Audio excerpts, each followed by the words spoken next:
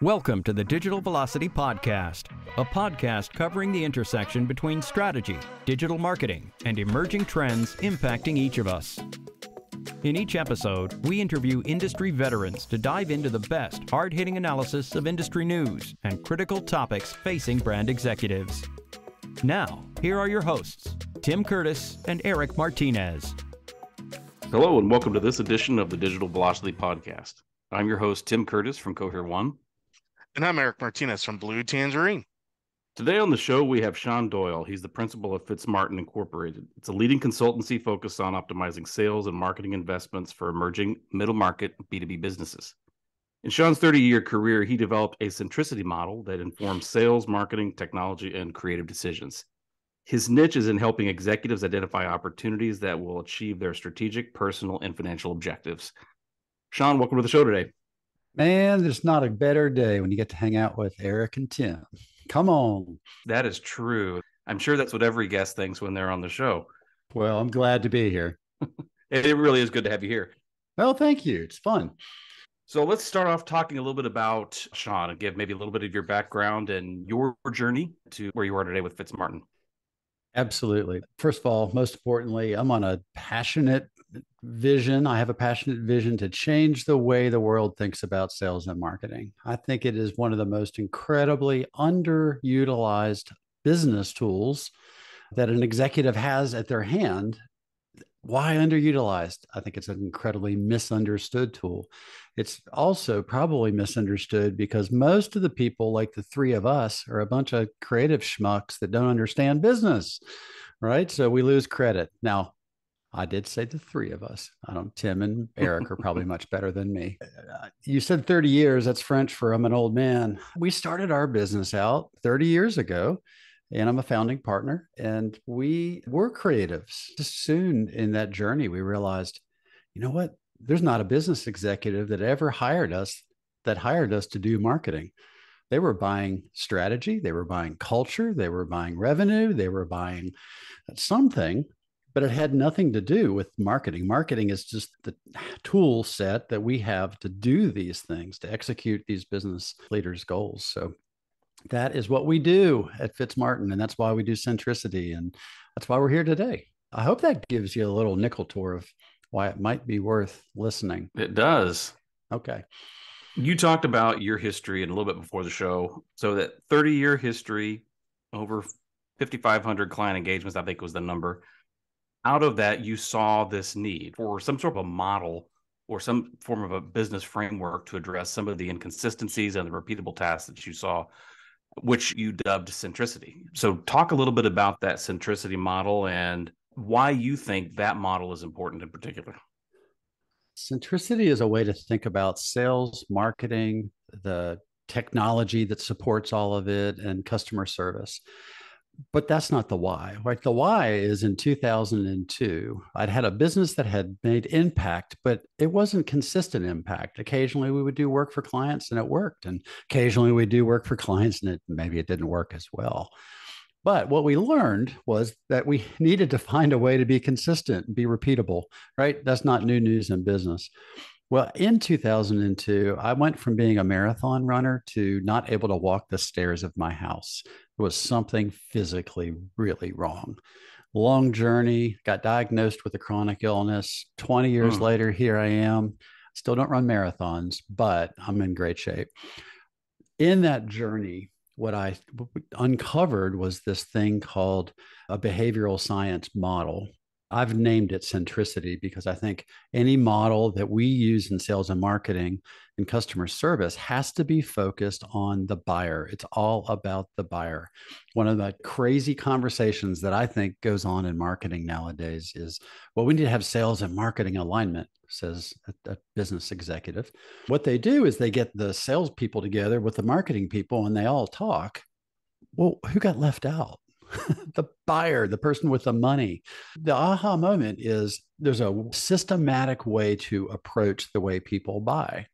If you'll align sales to the buyer, if you'll align marketing to the buyer, if you'll align customer service to the buyer, and if you'll align your technology to support the buyer's needs, you'll have marketing and sales alignment. You'll have customer service alignment with the needs of the buyer. All of that works out. That's the result. The way to get there has nothing to do with your three departments, sales, marketing, and customer service, or your technology. It has to do with the buyer. So deeply understand what the buyer's needs are. So great. Buyer's journey. This is not going to be another podcast about buyer's journey. Everybody in the world knows buyer's journeys, right? McKinsey wrote it down for the first time. It's brilliant. Go read their stuff on it. I'm not going to do better. The aha is that there is a behavioral science model that can be applied that is purely built around the way we as human beings change. We have to be enlightened to a need that might matter to me. We have to be inspired to focus on solving that thing. We have to be equipped. And as a buyer, we need to have the highest priority on solving that problem. A buyer has to be confident in their ability to succeed. And then ultimately, they have to feel like they're stronger today from their continued work, from buying that product or service. So if you can enlighten, inspire, equip, empower, and strengthen a buyer, and sales, marketing, technology, and customer service all aligned to that, you've got an incredibly powerful organization. And it had nothing to do with anything I ever invented. It's behavioral science. It's from Prochaska, Norcross, and DiClemente. It's the buyer's journey, and it's this mashup of these two things. I wish I was smart enough to invent something. I just see things. I'm going to put this in a framework of marketing. You've got this model that is buyer-centric. You mention in your book, Shift, that we need to reframe the conversation about what the marketing role or the marketing executive's role is. It's part of that framework. So let's dive into a little bit about what do you mean by reframing the marketing executive's role? Okay, so we deal with a lot of emerging middle market businesses.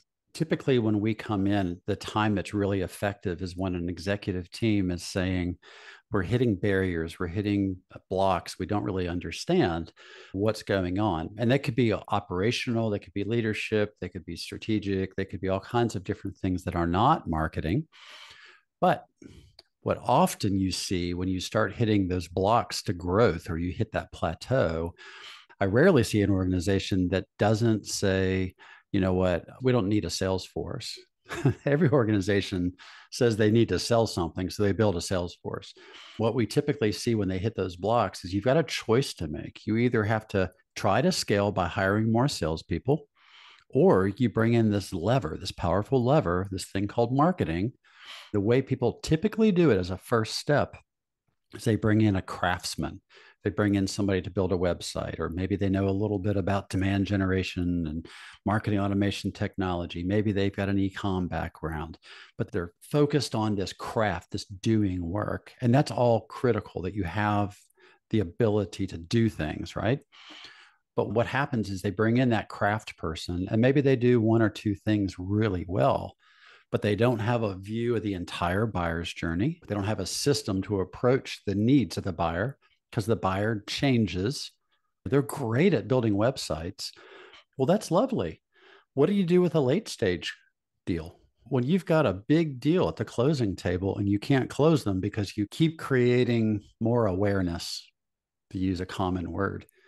Well, more awareness doesn't help. That's not what the buyer needs when they're ready to close, right? What do they need when they're ready to be closed? They need to know how to be assured. They need to see that there's a substitute for the way they're doing things now. They need to contextualize the environment around them and see how your product or solution would fit. And what I didn't say there was anything about a website. So if you hire a craft person that has a particular set of skills around doing work, then you're going to be disappointed with their ability to help your business scale. You're going to be disappointed with that ability to grow through that barrier. You hire that person, you discover it's not working, and then sometimes executives just discount. Marketing doesn't work. I tried it. Or we hired an ad agency and that didn't work. Again, ad agencies are great, powerful tools, They're really good at early stage in the buyer's journey work. Most agencies can talk to you about how advertising might impact website traffic or store traffic or whatever it is you're trying to do. Very rarely can you find somebody that can close more deals and says, here, I understand. I've got a philosophy around how to help sales close deals. So once you do that, once you can get to that type of person, that's not going to be a craftsman.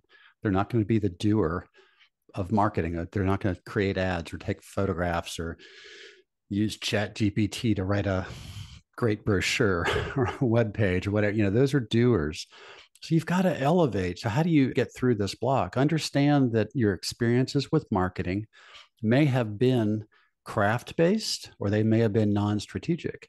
So what you need to consider is somebody who can come in and solve a problem, understand things like positioning. How do you understand team development?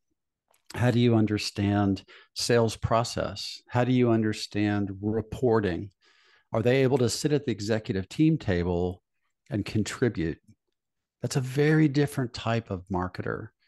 And you can hire that fractionally. You can hire that full-time when you're scaling, when you've got the smaller business. When the business doesn't need a full-time person, CMOs can be expensive, right? And you may not need that level of horsepower, which is perhaps why you hired the crafts person to do the website, because that blog had to be updated all the time. So we need a writer on staff. All right, that's fine. And that may be true, but they're probably not going to move you forward strategically. Bringing in that outside point of view and the benefit of that is really powerful. So, boy, I feel like I'm preaching now. So forgive me. Erik, you asked me a question. It's one of my favorites. Just think about this. If marketing's not working, do you have somebody that's a critical problem solver? Do you have somebody that you go to and say, hey, we've got this new opportunity and I'm not sure how to capitalize on it? There are times when you need to elevate, right? You need to look at, when do I need a CMO? You've got to understand that the crafts person is going to do valuable and essential work, but it's not the strategic thing that's going to allow you to scale. So if you're hiring a marketer and you're asking the question, this is whether it's a fractional CMO or an agency or bringing somebody on staff, ask them questions like, how would you scale the business? And if it's a craftsman, they're going to be able to tell you how to build the website or write blog posts or shoot video, but they're not going to know how to scale the business. Ask them to share their depth of understanding around sales process. FitzMartin's expertise is, how do we get people, we call it selling backwards. How do we get more people across the finish line that already know you? They've seen a deal. They've maybe seen the proposal. They've done the tour. They've been on the site. They've done all of that, and you haven't been able to close them.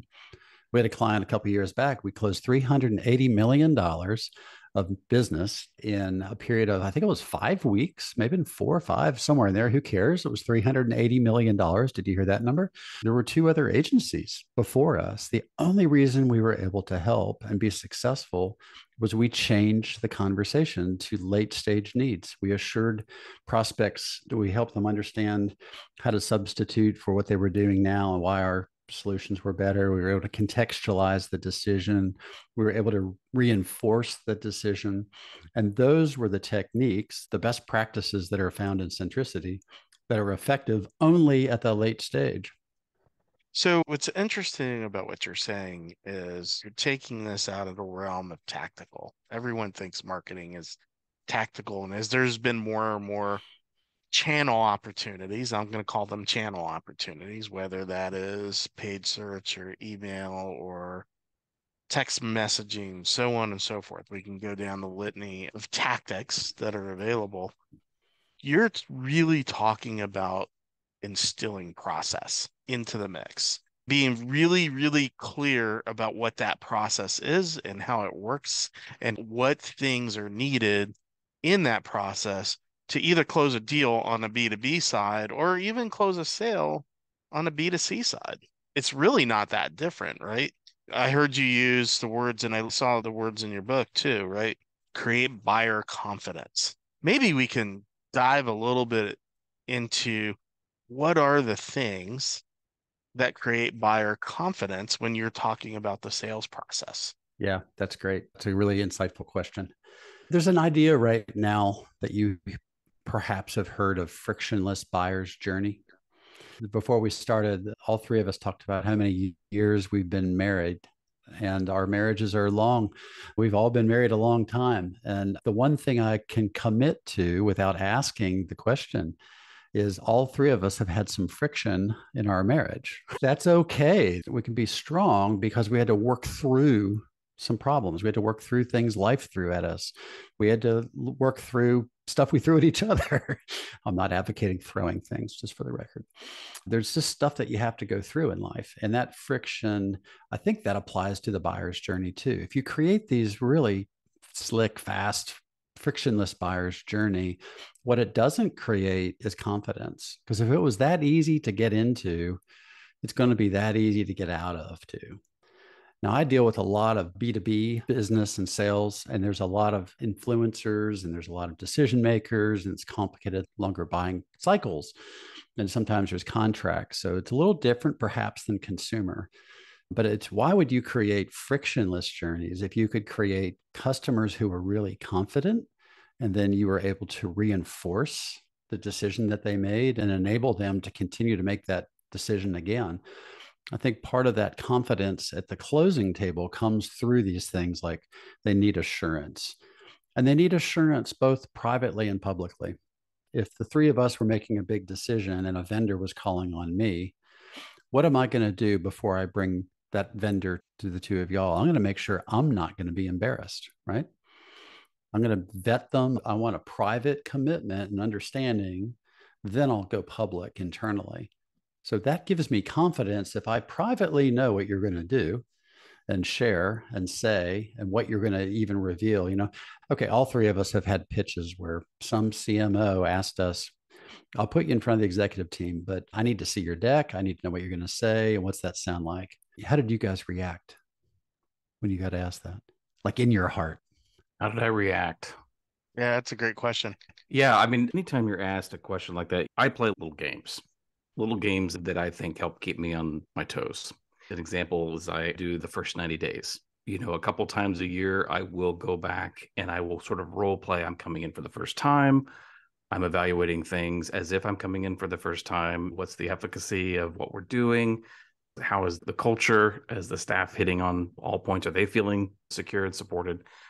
So when you ask a question like that, I tend to go to a place of pretty deep introspection, but I've built somewhat of a framework or a decision tree to run those questions through, so that at least I'm trying to intentionally minimize the type of bias that I could interject into that. And it's helpful to have a framework established with which to process those types of decisions. And maybe that's part of this evolving marketing executive role that you're referring to, and it's a part of that makeup. Yep.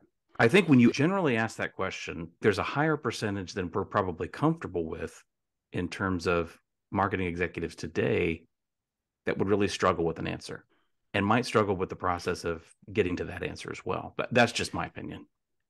Oh, I think that's really insightful. My response to that is horrible. I'm a bad human being. It's defensiveness. I want to say, why would you need me to show this to you? Well, your answer is insightful because it really reveals that need for safety privately. I want you to do your 90-day checkup with me, and it's going to be one-to-one. We're not going to put you in front of the board for that because I want to know that I'm hearing the right things from you and I'm saying the right things to you. And we can deal with some things privately, maybe that don't need to be public because I brought you in and there's a couple of things we need to work on. Guess what? We're humans. Of course, there's a couple of things we need to work on. So that public commitment is that assurance. Your question was like, how do you build confident customers? Giving that private time, and then that becomes public commitment. And think about what happens with public commitment. Now I'm in front of the executive team saying, Tim is going to give us the report, or Tim's going to show us the deck, or Tim's going to do whatever. I'm now standing in front of the executive team, taking some personal ownership of Tim and the work that Tim's done, his firm has done. And that's powerful. Now I'm getting more sticky as a customer, because if the next week I come in and say, yeah, I had to let Tim go, then the executive team is going to be going, well, wait a second, you put him in front of us last week and then you fired him? What's going on? So if I make a public commitment, that's a signal of a confident customer, and it creates a confident customer. It's the same as a customer in the B2C world that wears your brand. If I wear my Atlanta Braves hat, I'm making a public commitment to a team. Now, that's pretty easy to change hats because I'm really an Orioles fan. But who can be an Orioles fan for the last 10 years? Maybe even 15 or 20. Yeah, that's tough. That's tough. They've been terrible. It has been tough. It has been.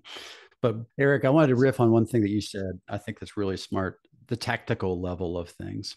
So many people are looking for efficiency at that tactical level and that execution and looking at the metrics. And so many marketing technology companies are selling dashboards and metrics and ability to see. And that's all great. Efficiency is incredibly important in terms of execution, just in the same way that you would want your manufacturing plant to run efficiently. But imagine running your manufacturing plant where you weren't creating a product that was on strategy to what the market needed. Imagine you were running your manufacturing plant without any insight to the customers and who they were and your competitors. You would never, ever, ever run your manufacturing plant without strategy or insights. Marketing is no different. This is just another big lever to pull by putting that mindset of let's start with insights. Let's start with the voice of the customer. Let's look at our competitors. Let's look at our company. Let's measure these things up. And then from those insights, we can develop a strategy of where the markets are, of what our offerings should be, and what our position in the marketplace should be. Then finally, tactics make sense. And let's worry about efficiency and measurement. But until you have those insights, until you have that strategy, it's just not time to worry about execution. Execution is not ever going to lever your business to scale, but insights and strategy will. Can you have insights and strategy without execution? No. Well, I guess you can, and they'd be great. They'd be in a binder up on a shelf. I guess you'd pull it down once in a while, but it would be pretty inefficient. Be a book in a library with the lights off and the doors locked. And that's not good business. So insights plus strategy, then execution. So the question of when do you bring this person in? How do you reframe marketing at your business? You've probably been thinking about it tactically, resources and metrics. To change and reframe, you've got to add strategy and insights. And that can be, again, fractional, it could be full-time, whatever. I would never bring in a voice of the customer person full-time. That's an easy thing to hire out. It's cheap to hire out. Quite frankly, that's a role where you need objectivity. You don't need someone who understands your processes and will then be biased by nuances to your process. You can't have that. It's destined for failure. Tim, that's a great insight. The word bias is spot on. Biases are such interesting things to study, but I do have a bias for that. That was a little joke, a little dad joke. But biases are really interesting. And I can't tell you over the years how many CEOs I'll say, let's do a voice of the customer program. And I want to go walk the trade show and let's evaluate your competitors. And the answer is, well, I've been running this business since I was born, and it's been a family business. I know our customers better than anybody. I know every competitor. They know me. There's no need to waste that money on that. That happens a lot. But the point is what you just said. Yes, you do know your customers, your competitors, and your company, but you have a lens that you're looking at that through. And the value is that perspective. That's probably another good question to your listeners is what is that third party perspective in your business right now? Because if you've got a tactical person executing your marketing and the goal is for you to scale and you've been giving that person the direction, you've left out your customers, your competition, your company, the markets, the offerings, the positioning. And then you wonder why your marketing doesn't work. So quit throwing us out and saying that marketing doesn't work. Maybe the point of view that you've been approaching it. As I listen to that conversation, in the back of my mind, I'm sitting here going, yes, all of this makes sense. But I think the other piece that many businesses fail is to crystallize their goals and objectives. You can have strategy and insights, but those strategies and insights without the goals and objectives may mean that you're still missing the mark. And I think that's where the tension comes when I'm working with some of my clients, is trying to elicit clear, understood, measurable goals and objectives that can actually be achieved. They need to be SMART goals. So when you're working with your clients, how do you get them to address that very clear need for a clear, concise set of goals and objectives. And then how many really make sense? Because I've seen organizations that try to take on a laundry list of things. And then I see companies who take on just a few things and do them really well. What's your perspective on that, Sean? Erik, you're leading the witness here. Come on. Yeah, great question. So, I started off at least once by saying I'm a numbskull, and I can give you a good demonstration of that. We had a client who we worked their website. We had gotten it to 40,000 visitors, unique visitors a month. We were pumped and we were reporting on that metric, and the client was excited. And then somebody in my office, a woman named Anna, who's a strategy minded person, Anna said, what if we went for 4,000 visitors a month and they were the right ones? I was like, oh, man, you're right. And that's what we've done. You can pursue any metric, to your point, Erik, and you can achieve it probably. But who cares? Who cared that we had 40,000 visitors a month? This meant we were making Google money. Well, I'm not in business to make Google money. I'm in business to make my clients money. So, yeah, I think you do have to have those metrics and measurements that matter. And what matters, I could never address because it's going to be different for every business out there. Literally, every business will have a different matter. That's why you bring in consultants like Erik Martinez or Tim Curtis. Bring in somebody who can help you identify what matters. The second part of your question is I'm a huge fan of entrepreneurial operating system. And if you've ever read the book Traction, it's a good introduction to that system. The system teaches something called a vision traction organizer. It's a one-page plan that maps out everything you need to have clarity. I would encourage any entrepreneur that's hit barriers and they're bumping against them and can't figure it out, dive into EOS. And EOS is focused a little bit on smaller businesses. And then there's another one that is focused on larger businesses called Capricorn Leadership. And Ram LaPointe is the head of that organization. I use both systems with different clients, and it's brilliant because you have a quarterly cadence of checking in and seeing how the needle's moving. And then you adjust your strategy on a quarterly basis. I think if you adjust your strategies and your tactics should tumble out of that. If you do that more than quarterly, you're spending too much time changing too frequently. And if you do it less than quarterly, then you probably aren't being agile enough. So the quarterly cadence, get back together. EOS teaches you to sit down and look at that strategy quarterly, and then annually bring in those customer insights, competitor insights, company insights, and readjust. Tim, you guys have been implementing EOS. Our team is digging into EOS. What's your experience been so far? One of the things that I think EOS is helpful for in terms of a framework is it gives you sort of a set of criteria, right? You've got the 6 elements of the EOS that you're going to be monitoring, checking yourself, aligning yourself against. For me, at least, where it proved to be immensely helpful is really clarifying at the top and really clearly defining both the visionary and the integrator role, which is typically your CEO as the visionary, your COO as the integrator, understanding the definition of those roles, understanding where the strengths are, and then sort of plotting out, if you will, a model that you can reliably use to address not only the strategic side, but also the tactical side. With that comes clarity. This is not necessarily applicable to the EOS model, but when you're talking about the strategy component, which of course EOS is really built around to help address that strategy, both in Traction and then in Rocket Fuel, where Rocket Fuel is really the book for the integrator and the visionary together. So that's really kind of that focus. Get a Grip is going to be the book that's going to be focused on your leadership team. It's really kind of stepping back a bit and addressing that issue of strategy. But for example, like strategic questions, one that should always be there is what will the industry look like in 10 years? The other one that should always be in that equation is what kind of company do we need to be to succeed in that future, that 10-year future? It needs to guide. And I think EOS really just gives you a great framework to build the team around to head down that road to whatever that eventuality is in that 5-10 years. When people are left shooting from the hip, we get all sorts of things. We don't get the framework. We don't get the quarterly check-ins, if you will. We all know you snap your fingers and you're in the next quarter. It just happens quickly.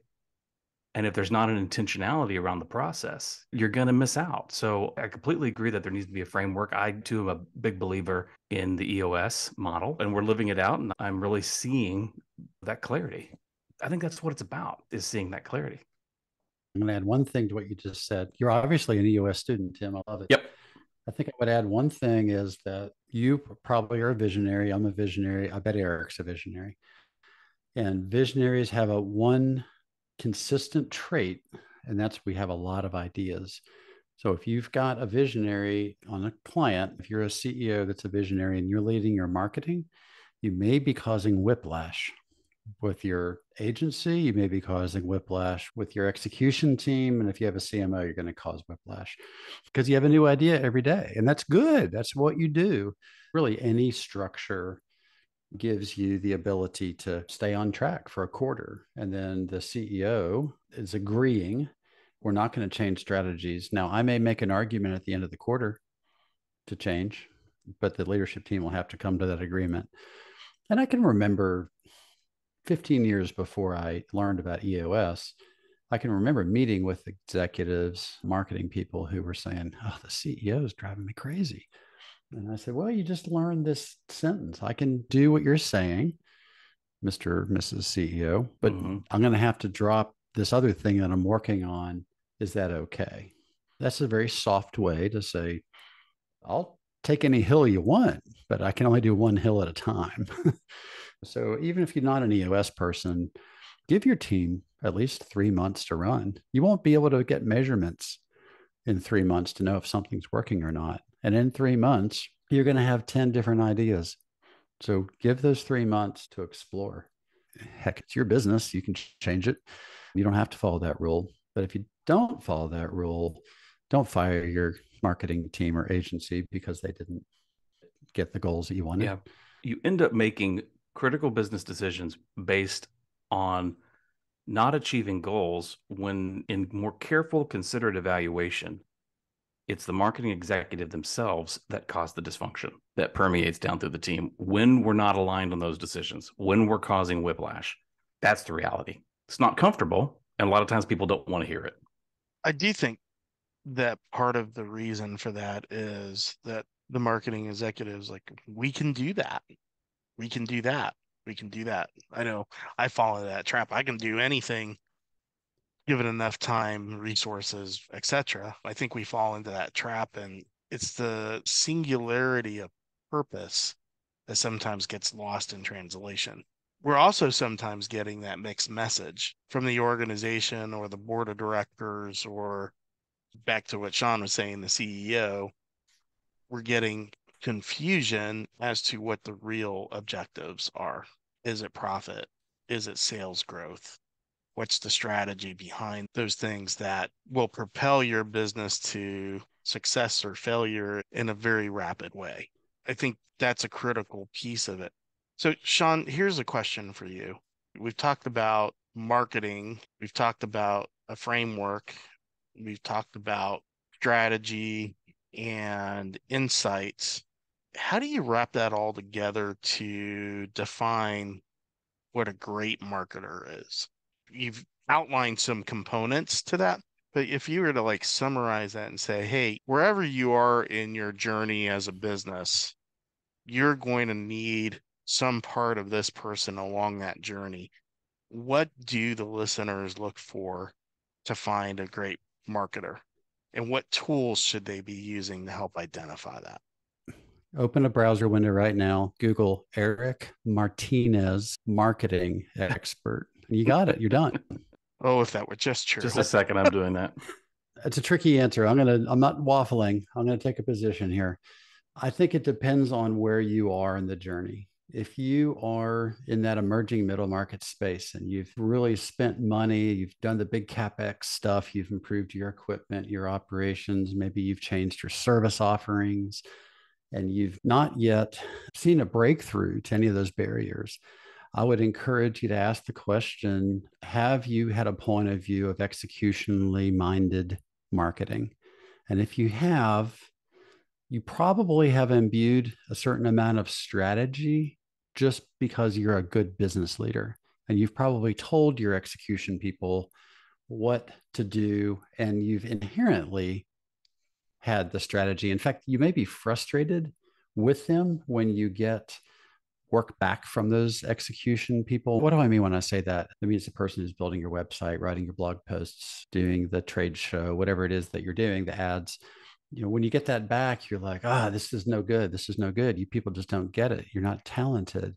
Well, probably what's happening there is the strategy is in your head. It's not articulated. It's not written down. And they're listening and they're trying. Now, some people just aren't good, by the way. There's a lot more bad craftsmen out there than good craftsmen. But the good ones are going to listen and try. But if they don't know it, if they don't understand the strategy, the markets, the offerings, what your position is, that may be why the stuff you're getting back is frustrating you. It's actually because they need more information.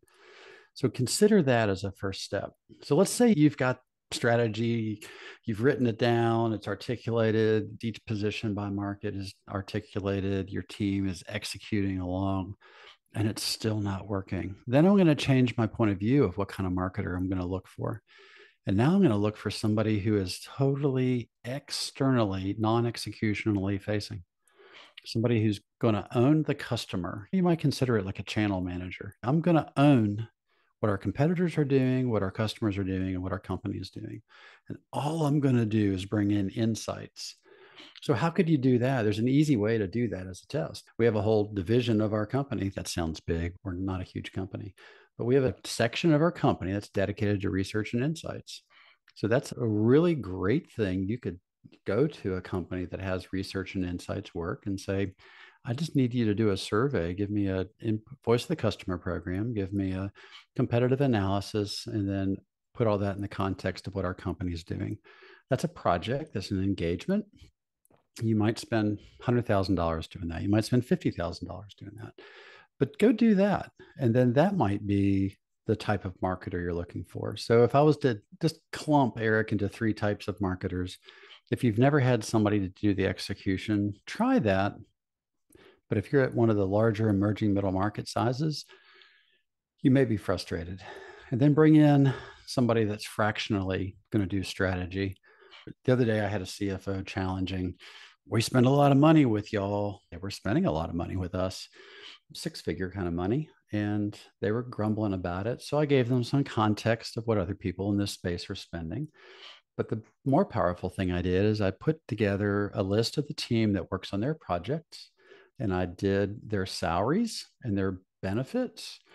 And the team that I was offering them was over $1 million in annual salaries, benefits, and cost of operations. And I said, this is the team. So if you want what we're doing and you want to do it cheaper, this is the team you're going to need to hire to execute the way that we're executing. Because these are specialized roles and we have top talent. And what we do is we sell it fractionally, right? You don't need maybe, I'll just say $100,000 copywriter full-time on your staff. Well, I happen to have that level of talent and you can buy a week of it. You can get into that execution level. You may have too low of a talent pool. So talk to your agency. That's what agencies do. They give you access to high-level talent in a fractional way. Erik, that was a lot, but I think those are the 3 ways I'd look at it. That's a great answer, though. That's exactly how you do it to sort of show the value. And you have to do those things periodically, especially if you're having engagement with the CFO. So it's evolving, right? It's one of those things that always happens. Yeah, that is their job. If the CFO doesn't ask that question, you need a new CFO. You need a new CFO, yeah. Yeah, no doubt. Well, Sean, appreciate the time today. What's a great way for the listeners to reach out to you and inquire about your services? Well, you mentioned the top of the hour that I'm really old. I think you said it in a very nice way. But after 30 years of doing this, I've realized I really can't impact every business in the country. So we've put together a page called Free Help. So it's fitzmartin.com/free help, fitzmartin.com/free help. On that page, you'll discover the centricity framework. There's some videos, there's some content you can download.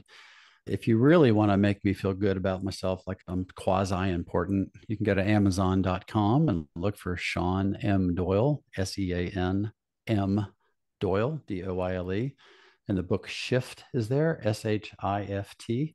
And it's 19 practical ideas for executives who are in charge of marketing, but not trained for the task. And actually, my largest client titled the book, not me. That's the value they saw in it. I don't know if he really read it, though. Who knows? Honestly, if you just want the book and you don't want to spend the money, just shoot me an email, Sean@FitzMartin.com. I'll mail you one. My publisher made me buy like 1 million of them. So I'm not going to get rich on my book. Well, again, great to have you on the show. I think anytime we can get into some of these conversations where we're talking about a systemic framework to really address these issues and sort of elevate the conversation in terms of thought is a good day. And I think it's exactly what people need to listen to and need to take the time to consume. So yeah, thank you again for coming on. Tim and Erik, thank you. I've learned a lot from y'all, and y'all are obviously very credible, qualified marketers and have a great point of view.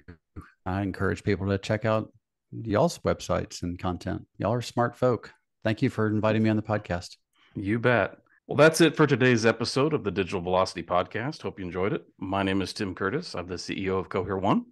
And I'm Erik Martinez from Blue Tangerine. Have a great day. Thank you for listening. To learn more about how Blue Tangerine and Cohere One can help you generate more sales for your business, visit bluetangerine.com and cohere1.com. If you have enjoyed our show today, please tell a friend, leave us a review, and subscribe on your favorite podcast platform. Visit the digitalvelocitypodcast.com website to send us your questions and topic suggestions.